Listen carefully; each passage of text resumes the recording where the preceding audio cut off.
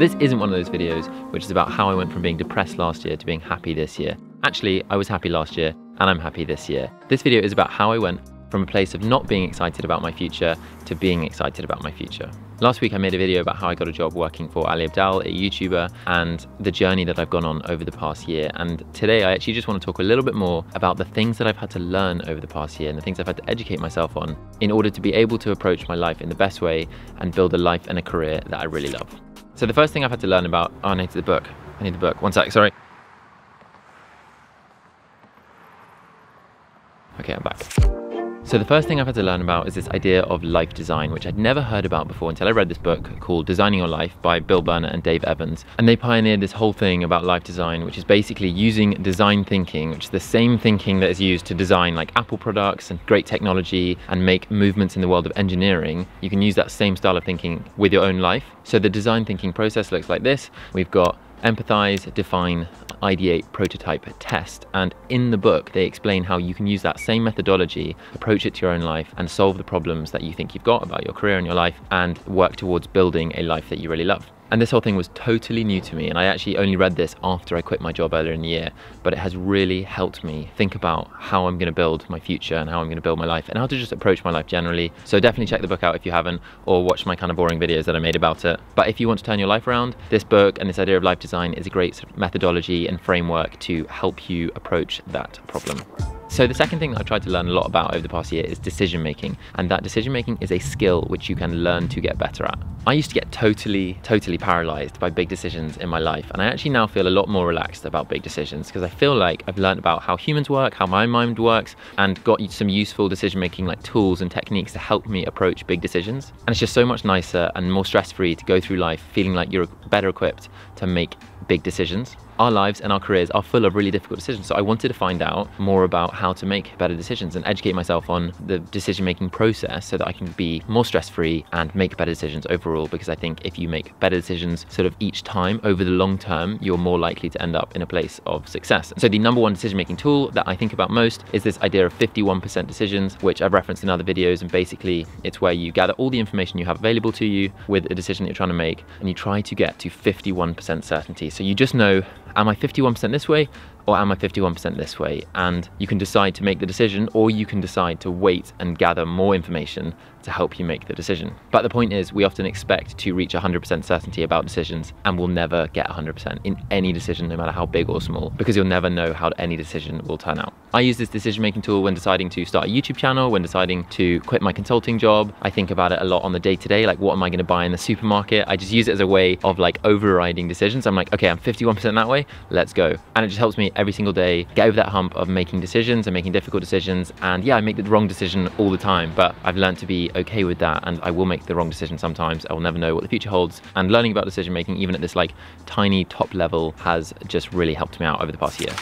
And the third thing that has helped me go from consulting to YouTube is risk taking and risk, because I actually am a really risk averse person. At school, I never really did anything wrong. I always sort of handed in my homework on time. I always did my homework like a couple of days before it was due. I was just not a risk taker. I never really liked the idea of not knowing what the future holds, and always just felt more comfortable doing the more conventional things. I have tried to just learn about the idea of risk, and the fact that someone in my position, being in the UK in like a wealthy country, having like a good upbringing, actually the risk and the downside of so many things are actually so much smaller than I realized. I feel like I got so caught up at various points thinking about all the downsides of doing something, but actually when you learn to think about the upsides and like, what if it works out? What if I do this thing and actually it goes well, and in a year's time it's actually just kind of worked out for me? Then you kind of surprise yourself, because I never actually normally think like that. I never normally think, what if it works out? I just always think about the worst possible scenario. And over the last year, I've just tried to think about that a lot and tried to maximize my chances of things happening by taking more risks and understanding that we are skewed towards inaction and not doing stuff, and that there is always a risk to not doing anything, and recognizing that, at least for me, the risks are never as big in reality as they are in my head.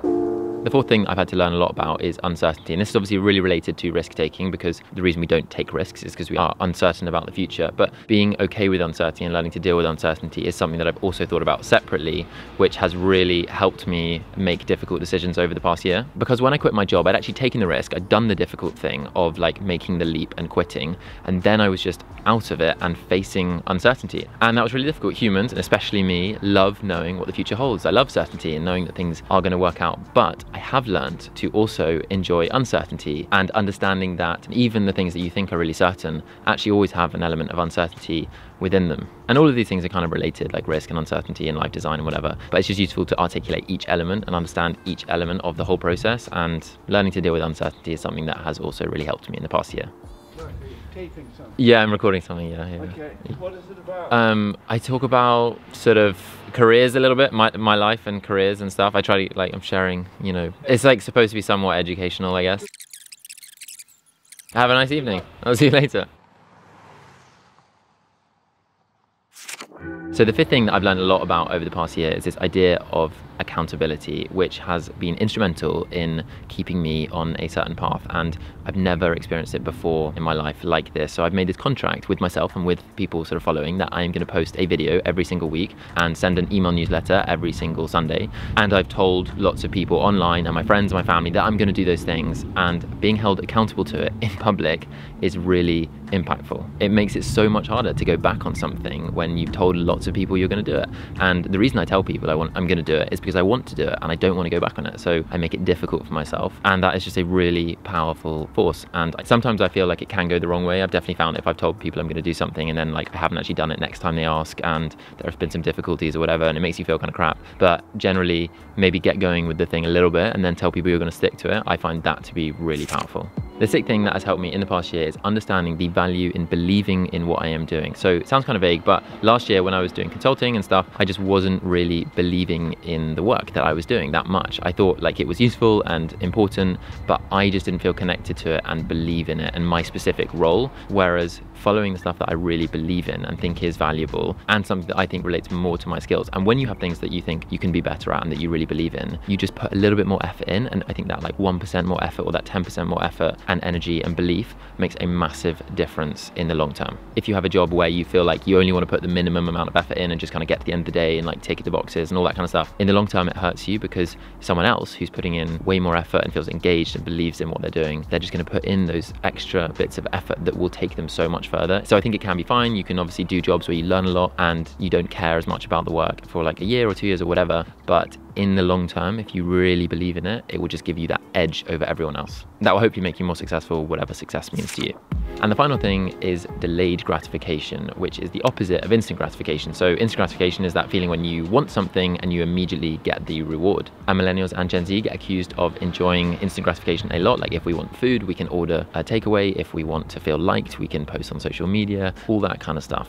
Delayed gratification is the resistance to that immediate pleasure in the hope of getting a more valuable and longer lasting reward. So the reason that I mention that is because quitting my job and doing YouTube and all this stuff over the past year wasn't really that beneficial that quickly. I didn't really make any money for like 10 months from any of it. It was quite stressful and all this uncertainty and that kind of thing, and it felt really difficult, and it definitely would have been easier to just stay in my job. However, delayed gratification is like, you know, dreaming of the thing that you might have in the future and putting in the work in the hope that you might be able to attain it. There's definitely a problem with this idea in some ways. Like I find it quite hard to reconcile with gratitude and feeling like grateful for the present moment, but also like wanting the thing in the future. But I just like the idea of knowing that if I put in the work now, I can enjoy something in the future. Like if you can just delay the pleasure of feeling good about yourself until an hour's time when you've done a workout, then you'll be better off. But if you just work for instant gratification, you think, no, I'm not going to do a workout now because I want the instant gratification of like not working out and just feeling relaxed at home, then you are worse off in the short term, potentially. I struggle with all these things all the time and this idea of delayed gratification, but I just like it as an idea, and it articulates this idea that I've been thinking about a lot over the past year.